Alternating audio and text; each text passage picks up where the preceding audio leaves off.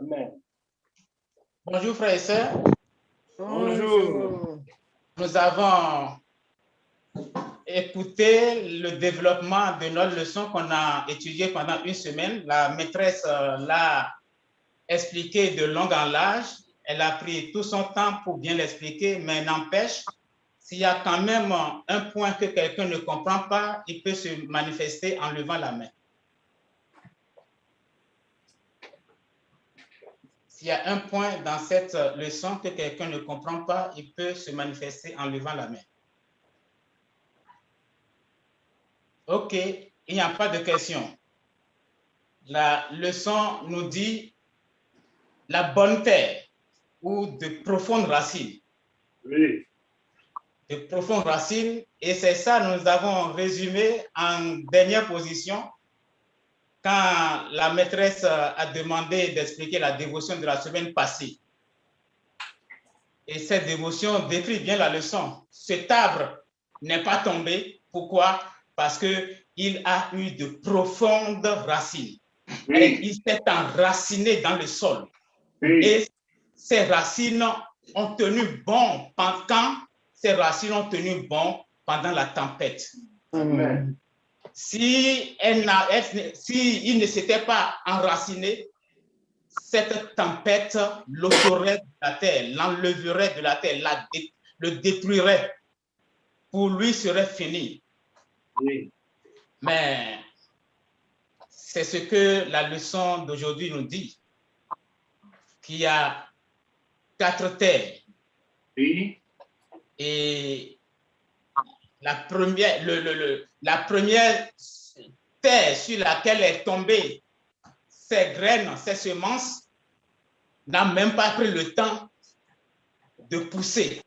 Tout de suite, le diable l'a ôté. La deuxième terre s'est tombée sur une pierre, mais sur sur une terre, mais sous cette terre, il y avait de la pierre. C'est tombé sur une terre, mais juste sous la terre, il y avait de la pierre. Donc, la semence n'a pas eu le temps de s'enraciner. Ça a germé, ça a pris tout de suite. On nous a dit, ce sont les émotifs. Quand on prend, on dit oui, je vais, le ciel, oui, je vais tout donner pour y aller.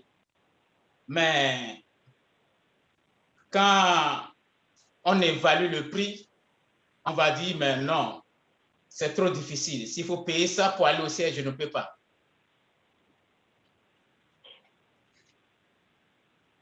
La troisième terre, ça a pris, ça s'est enraciné. Ça s'est enraciné, mais il n'y a pas eu de profonde racine. C'est pour cela que quand les épines aussi ont commencé par faire leur œuvre à côté de cette plante, ça s'est étouffé. On nous a dit ces épines, ce sont les biens de ce monde, les richesses de ce monde. Quand ça fait aussi leurs effets sur une terre qui n'est pas enracinée, ça disparaît aussi. Oui. Il y a 4 terres. Et toutes les terres, sur chaque terre, il y a eu la graine. Il y en a qui n'ont même pas poussé, on a dit. Mais 3 ont poussé. Et sur la 4e terre, on l'a appelée la bonne terre. Mais pourquoi la 4e terre est appelée la bonne terre? Parce que ça a porté de fruits. Le tout ne suffit pas de germer, de pousser. Le tout ne suffit pas de dire, ça fait 10 ans, 20 ans, 30 ans, 40 ans que je suis en Christ. J'ai poussé, je porte de feuilles, mais il faut porter de fruits. Le tout ne suffit pas de dire oui, je suis chrétien sans fruit. Ce que le maître veut, c'est que la graine germe, pousse et porte de fruits. Que le Seigneur Jésus nous aide Amen. à porter de fruits. Amen. Et cette leçon est une leçon très, très importante pour nous. Car le verset de mémoire des jeunes nous dit « Croissez dans la grâce et dans la connaissance de notre Sauveur, de notre Seigneur et Sauveur Jésus-Christ. Croissez dans la grâce et dans la connaissance de notre Seigneur et Sauveur Jésus-Christ. » Que le Seigneur Jésus nous aide Amen. à croître et à porter de fruits. Amen. Nous allons passer à notre exhortation. Je lis dans Colossiens, 2 Corinthiens, chapitre 13, verset 5. 2 Corinthiens, chapitre 13, verset 5. Examinez-vous vous-même pour savoir si vous êtes dans la foi. Examinez-vous vous-même pour savoir si vous êtes dans la foi. Examinez-vous vous-même pour savoir quel est l'état de votre sol. D'où le titre de nos leçons, examine ton sol. Examine, le titre de notre exhortation est examine ton sol. Examine ta terre. Quel est l'état de ton sol? La leçon nous dit que le sol, c'est notre cœur. C'est notre cœur. Et la parole nous apprend que le sol, qui est notre cœur, doit être examiné. Pourquoi les graines n'ont pas porté de fruits? Pourquoi la première graine n'a pas germé? Pourquoi l'autre a germé et n'a pas résisté? Et pourquoi l'autre a germé et s'est fait étouffer? La seule raison, c'est parce que la part n'a pas trouvé de foi en eux. Examinez ton sol, examinez ton cœur. Examinez votre cœur pour savoir s'il est un cœur qui vit par la foi. Si ton cœur vit par la foi, ça portera de fruits. Car le juste vivra par la foi. Amen. Amen. Le seul qui persévérera jusqu'à la fin, qui produira, c'est ce sol dans lequel on va trouver de la foi. Vous pouvez objectivement examiner votre cœur. S'il est dur à croire, vous le saurez. Dur à croire quoi? C'est quoi la parole? La leçon nous l'a bien dit clairement aussi. On ne peut poser un autre fondement que celui qui a été posé. Savoir Jésus. Vous examinez votre cœur pour savoir s'il est rocailleux pour garder la foi. La graine qui est tombée sur le sol en dessous duquel il y a la pierre n'a pas pu garder la foi. Examinez votre sol pour savoir si votre cœur est trop épineux pour persévérer dans la foi. La graine qui est tombée dans ce sol où il y a des épines n'a pas persévéré dans la foi. Ou si votre cœur est fertile. Les fertiles, ça veut dire il garde tous les commandements du Seigneur Jésus-Christ. Le cœur qui est fertile est ce cœur qui vit par la foi. est ce cœur qui garde tous les commandements de Jésus. Oui. Oui. Est ce cœur qui vit par la foi et qui y demeure. Oui. Il n'y a aucun compromis que tu peux faire avec le péché Jamais. et dire que tu vis par la foi. Le péché, sans que cela ne montre ce que tu es. Le péché, il n'y a aucun compromis que tu peux faire avec le péché sans que cela ne montre ce que tu es vraiment, ce qu'est le degré de ta foi. Tu peux dire c'est un petit péché, ça ce n'est pas grave, tu vas t'étouffer. Oui. Le péché affecte votre aptitude à porter de fruits. Et quand est-ce qu'on pêche? On pêche quand on n'a pas la foi. Le péché, aussi bien que les soucis de la vie, témoignent de notre degré de foi. Oui. Le péché qu'on commet ou comment on gère nos problèmes quotidiens démontre le degré de notre foi. Et cela rend notre cœur soit dur ou soit rocailleux, épineux et insensible à la parole de Dieu ou fertile. Quand la parole sort, on se dit c'est pour l'autre.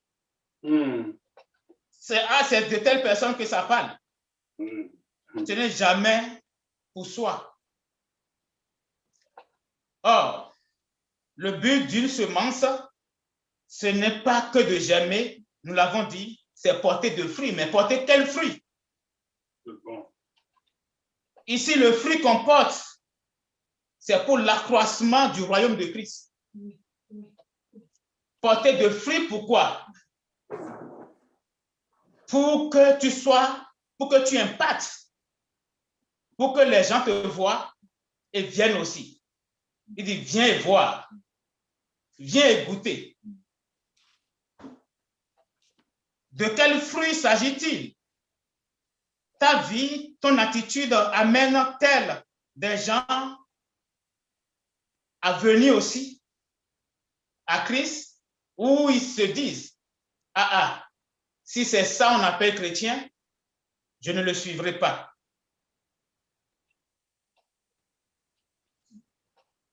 Si tel est ton cas, tu as encore quelque chose à faire. Examine ton cœur. Tu peux travailler encore ton cœur. On a vu ces quatre différents, les trois premières terres, là où c'est dur, on peut le rendre fertile. On peut travailler ça, même on peut travailler le goudron, et enlever le goudron, enlever les pierres, mettre de l'engrais et faire germer des choses. N'est-ce pas? Ouais. La terre sous laquelle il y a une pierre, il y a de roc. Mais si tu sais qu'il y a de roc là, tu peux enlever, à moins que tu ne le saches. Mais si tu le sais, tu peux enlever la pierre. Oui. Et faire germer quelque chose là. Ouais. Mais si tu sais qu'il y a des épines autour de toi, autour de ta terre, autour de ton sol, autour de ton cœur, tu peux les enlever et faire germer la parole de Dieu. C'est pour cela qu'on l'a entendu tout à l'heure. Aujourd'hui, si vous entendez sa parole, sa voix, n'endurcissez pas vos cœurs. Et dans Luc 13, 24, nous lisons, efforcez-vous d'entrer par la porte étroite. Oui.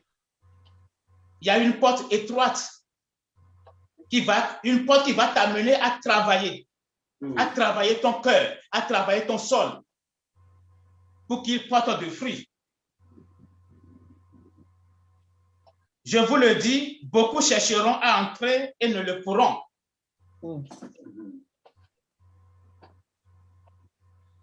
Et dans Hébreu, qu'on avait lu aussi, 4, 1 à 2, nous dit, craignons donc, tandis que la promesse d'entrer dans son repos subsiste encore, qu'aucun de vous ne paraisse être venu trop tard. Amen. Car cette bonne nouvelle a été annoncée aussi bien qu'à eux.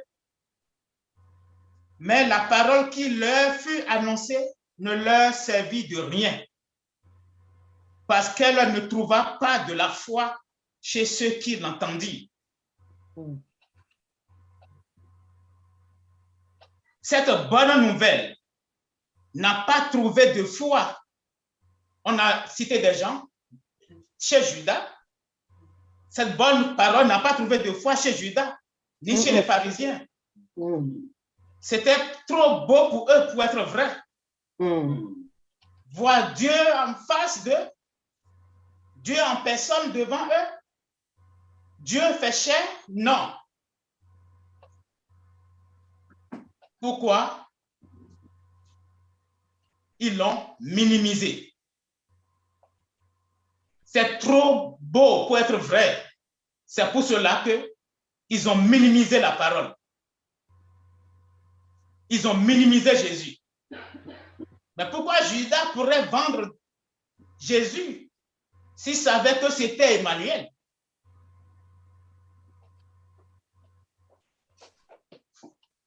Il l'a vendu parce qu'il savait que maintenant, c'est le fils de Marie. Pourquoi les pharisiens l'ont rejeté? Ils ne pourraient jamais le rejeter s'ils savaient que c'était Dieu en personne. Mais ils l'ont rejeté parce qu'ils se sont dit, c'est le fils de Marie. On a vu dans la dévotion d'hier ou d'aujourd'hui, c'est ça? On nous a dit, Matthieu s'est efforcé pour prouver que ce que Jésus est. Dans l'évangile selon Matthieu, chapitre 1, il a analysé la généalogie de Jésus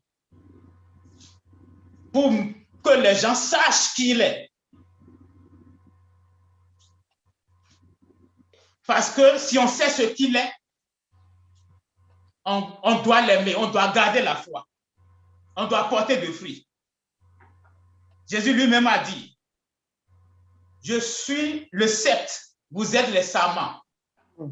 Celui qui demeure en moi et en qui je demeure porte beaucoup de fruits, car sans moi, vous ne pouvez rien. Amen. Sans Jésus, personne ne peut porter de fruits. Sans Jésus, personne n'aura une bonne terre. Toutes les terres sont mauvaises. Jésus même, Dieu, il a dit dans Ésaïe, il a dit, mais j'ai trouvé, planté une vigne. Il a trouvé une terre. Il a enlevé les cailloux. Il a enlevé les épines. Il a travaillé la terre. Et il a planté la vigne. Il a clôturé. Oui. La vigne s'est régimbée. Est devenue gros, gras et s'est régimbée. Qu'est-ce que j'ai à faire avec ma vie? Il dit, il va ouvrir, enlever les barrages pour qu'elle soit broutée. J'ai planté, disait Paul. Apollos a arrosé, mais ce n'est pas eux qui font croître. Celui qui fait croître, c'est Dieu. Oui. En sorte que ce n'est ni celui qui plante, ni celui qui arrose, qui fait quelque chose, mais Dieu qui fait tout. Amen. D'où le verset de mémoire des enfants, des jeunes dit, croissons donc dans la grâce et dans la connaissance de notre Seigneur et Sauveur Jésus-Christ. Tout est grâce. Tout est grâce. Croissons dans la grâce et dans la connaissance de notre Seigneur et Sauveur Jésus-Christ. Si nous connaissons ce qui est grâce, si nous connaissons que sans Jésus, nous ne pouvons rien, nous allons chercher à mieux connaître encore Oui. la grâce qui nous a gardés en vie jusqu'à aujourd'hui. Éphésiens 2, 8 nous dit, car ce n'est pas la grâce même que vous êtes sauvés, par le moyen de la foi. Amen. Et cela ne vient pas de vous, c'est le don de Dieu. Amen. Ce n'est point pas les œuvres, afin que personne ne se glorifie. Amen. Tu ne peux pas avoir un bon cœur en dehors de Jésus. Non. Tu ne peux même pas. Là, on l'a lu tout à l'heure dans le livre de Matthieu, chapitre 13, verset 15, là.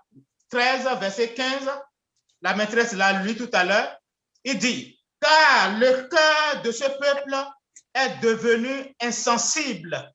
Ils ont endurci leurs oreilles et ils ont fermé leurs yeux, de peur qu'ils ne voient de leurs yeux, qu'ils n'entendent de leurs oreilles, qu'ils ne comprennent de leur cœur, qu'ils ne se convertissent et que je ne les guérisse. Que tu ne crois en Jésus et qu'il ne te guérisse. Et qu'il guérisse ton cœur. C'est lui qui guérit. Amen. Guérir un cœur, c'est travailler le cœur. C'est le rendre vivifiant. Amen. Je suis le sept, vous êtes les sarments. Celui qui demeure en moi et en qui je demeure porte beaucoup de fruits. Car sans moi, vous ne pouvez rien faire. Nous disons que tout est grâce. Hey. Si tu vas rentrer dans le ciel, ce n'est pas la grâce. Si tu vas vivre jusqu'à demain, ce n'est pas grâce. Hey. Si tu es en bonne santé, ce n'est pas grâce. Hey. Le diable qui est entré dans le cœur de Judas pour le conduire dans la damnation éternelle a aussi réclamé Pierre. Mais par la grâce, Jésus a prié pour Pierre. Amen. Que Jésus prie pour toi. Amen. Amen. Pour moi. Amen. Il me donne un bon cœur. Et la bonne tête. Il me donne la bonne tête. Amen. Amen. Judas a minimisé Jésus. D'où il l'a vendu. Il l'a vendu. Il dit, mais Jésus, qu'est-ce que j'ai à foutre? Qu'est-ce que j'ai à faire avec lui? Qui il est? Il l'a vendu. Par contre, Pierre, Jésus lui a demandé, et vous, qui dites-vous que je suis? Il a dit, mais tu es le Fils de Dieu vivant. Amen. Parce que lui, il a obtenu la grâce. Oui. Et Jésus lui a dit quoi? Cela t'est révélé, ça ne vient pas de toi. Ce que tu viens de dire là, ce n'est pas toi-même qui le dis. C'est l'Esprit qui te le dit. Amen. Mais Paul, qui persécutait les disciples de Jésus, a finalement trouvé cette grâce. Oui. Et a aussi finalement porté beaucoup de fruits. Donc ce n'est pas par les œuvres. Ce n'est pas la foi.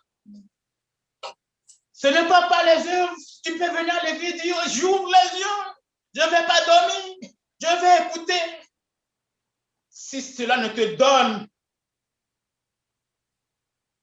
si tu n'obtiens pas grâce, le diable est plus fort que toi et va t'envoyer le sommeil. Oui.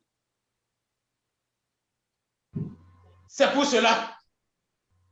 Tu dis même à l'église, partout, Jésus, aie pitié de moi.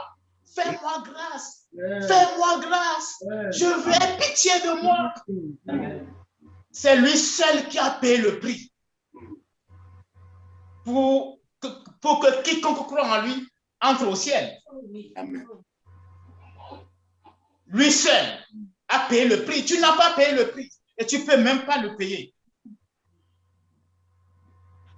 Parce qu'on a dit, depuis Jean-Baptiste, le royaume des cieux est devenu forcé. Et ce sont les violents qui s'en emparent. Oui. Comment? par la foi, Mhm.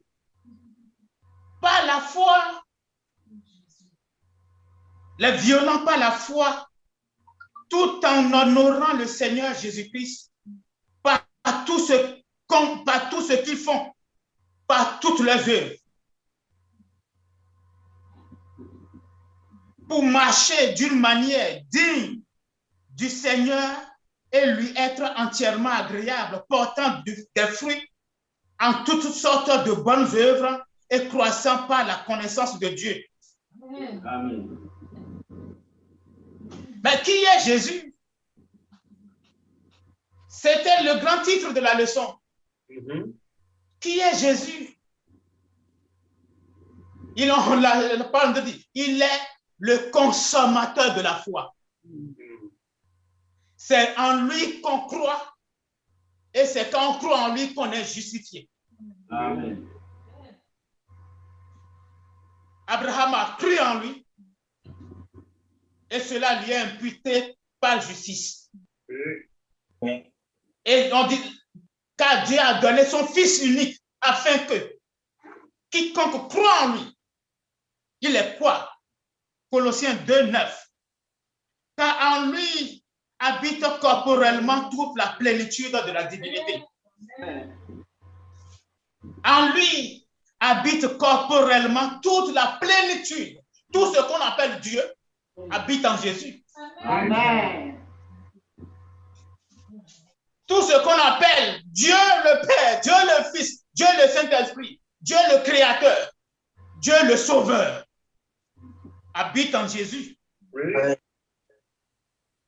Ainsi donc, comme vous avez reçu le Seigneur Jésus-Christ, marchez en lui, étant enraciné et fondé en lui et affermi par la foi, d'après les instructions qui vous ont été données et abondé en actions de grâce. Prenez garde que personne ne fasse de vous sa proie par la philosophie et par une vaine tromperie. Amen. Je lis toujours dans Colossiens 2, là, 8. Prenez garde que personne ne fasse de vous sa proie par la philosophie et par une vaine tromperie, s'appuyant sur la tradition des hommes, sur les rudiments du monde et non sur Christ. Et non sur Christ. Tout ce qu'on fait, si ce n'est pas sur Christ, la parole nous dit qu'il n'y a point un autre fondement que celui qui a été posé. Savoir quoi? Savoir Jésus-Christ. On dit le 8. Prenez garde que personne ne fasse de vous sa proie par la philosophie et par une vaine tromperie, s'appuyant sur la tradition des hommes, sur les rudiments du monde. Il dit, voilà ce que vous allez faire pour aller au ciel. Il n'y a rien à faire. Tu crois en Jésus, tu vas au ciel. Oui. Tu crois en lui, tu gardes ses commandements, tu vas au ciel. Car en lui habite corporellement toute la plénitude de la divinité. Vous avez tout pleinement en lui, qui est le chef de toute domination et de toute autorité.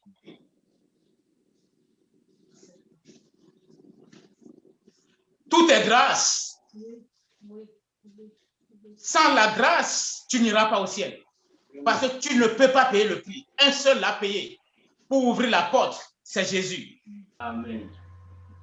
Dans l'évangile selon Jean, chapitre 15, 4 à 6, dit, demeurez en moi et je demeurerai en vous. Oui. Comme le sarment ne peut de lui-même porter du fruit s'il ne demeure attaché au cep, ainsi vous ne le pouvez non plus si vous ne demeurez en moi. Je suis le cep, vous êtes les sarments. Celui qui demeure en moi et en qui je demeure porte beaucoup de fruits, car sans moi, vous ne pouvez rien faire. Si quelqu'un ne demeure pas en moi, il est jeté dehors, comme le sarment, il sèche, puis on le ramasse, on ramasse les sarments, on les jette au feu et ils brûlent. C'est ici mon commandement. Aimez-vous les uns les autres comme je vous ai aimés. Il n'y a Amen. pas de plus grand amour que de donner sa vie pour ses amis. Amen. Si tu crois en Jésus, tu dois savoir c'est quoi l'évangile. L'évangile, c'est l'amour. Et si tu as Jésus en toi, tu dois avoir l'amour en toi. Oui. Et si tu as l'amour en toi, on dit l'amour n'a pas peur. L'amour n'a pas peur. C'est l'hypocrisie qui a peur. C'est l'hypocrisie qui se cache. L'amour ne se cache pas.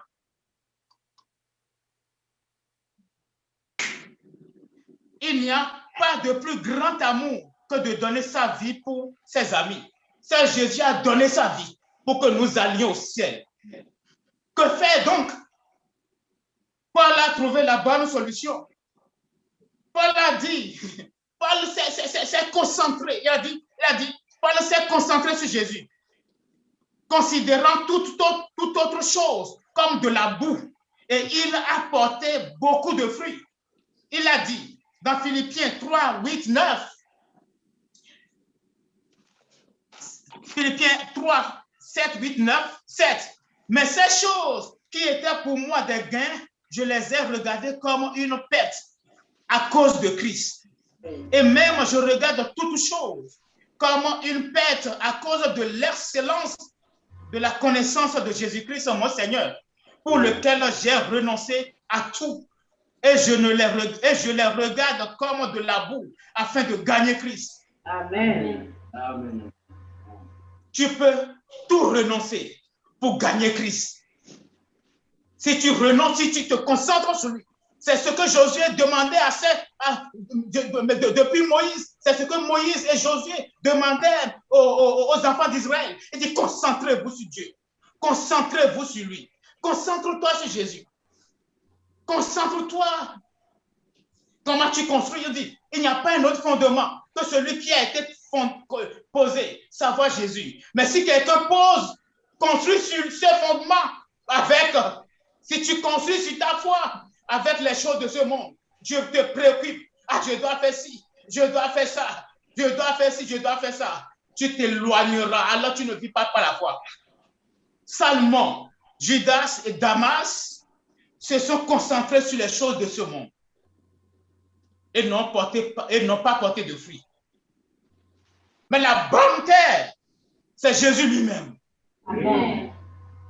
La bonne terre, c'est Jésus lui-même.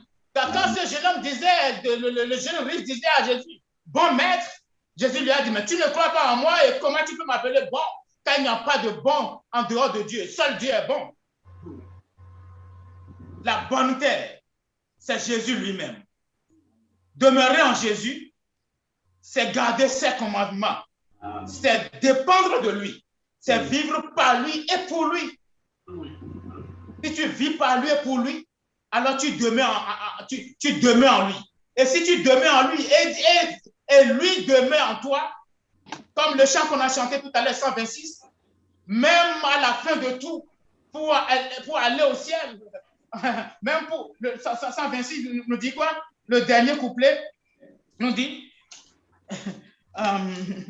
26, quand sonnera la trompette, que près de lui je me trouve revêtu de sa justice. Ce n'est pas revêtu de ma justice, mais revêtu de sa justice. Lui prend ma place. Lui il me couvre et on le voit en moi. Ne veux-tu pas l'avoir pour maître de ta vie? Zaché l'a cherché et il l'a trouvé et il l'a eu dans son cœur et il a porté beaucoup de fruits. Amen, amen. Il est devenu aussi une bonne terre parce que Jésus est rentré dans son cœur. Mais pareil pour Saul. Saul est devenu une bonne terre parce que Jésus est rentré. Saul a dit, mais Agrippa, je n'ai pas résisté à l'appel divin. Je n'ai pas résisté à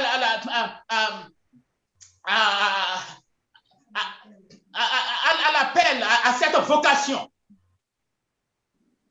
Quand il a vu la visite, je n'ai pas pu résister. Implore donc sa grâce. Tu lui dis simplement, Jésus a pitié de moi. Mais ce n'est pas grâce que tu peux vivre une journée sans péché. Oui. Ce n'est pas grâce que tu peux vivre une semaine sans péché. Ce n'est pas grâce que tu peux mener une vie pieuse. Ce n'est pas que le pécheur, tu vas être pécheur et dis je vais rentrer au ciel. Non, par grâce, tu vivras saint. Il te donnera la grâce de vivre irréprochable. Amen. Il te donnera la grâce de vivre sans péché. Peu importe l'état de ton cœur ce matin, il dit, je fais grâce à qui je fais grâce. Amen. Il faut simplement croire en lui. Venir à lui. Lui demander. Demande Jésus, aie pitié de moi. Je dis, tout est grâce. Tu dis, Jésus, aie pitié de moi. Je t'en prie. On est en train d'apprendre aux enfants comment prier. Tout est celui qui s'humilie. Celui qui compte, il dit moi. Ils vont chez eux tristes. Mais celui qui s'humilie, je ne suis rien. J'ai besoin de toi. J'ai besoin de ton aide. Aie pitié de moi. Mais si tu ne me fais, qui va le faire? C'est toi seul qui pardonne. Mais si tu ne me pardonnes, qui peut me pardonner? C'est toi qui m'as créé. Aie pitié de moi. Si tu peux aller devant lui, dans cet état de cœur, il peut te sauver, te sanctifier, te baptiser, te faire porter beaucoup de fruits. Amen. Tout est grâce. Tu ne veux pas aller lui demander la grâce de vivre pieusement, la grâce de porter de fruits. Tu ne peux pas lui aller demander la grâce de venir dans ta vie, de ôter les pierres, ôter les épines, retravailler ton sol, examine ton sol. Prions.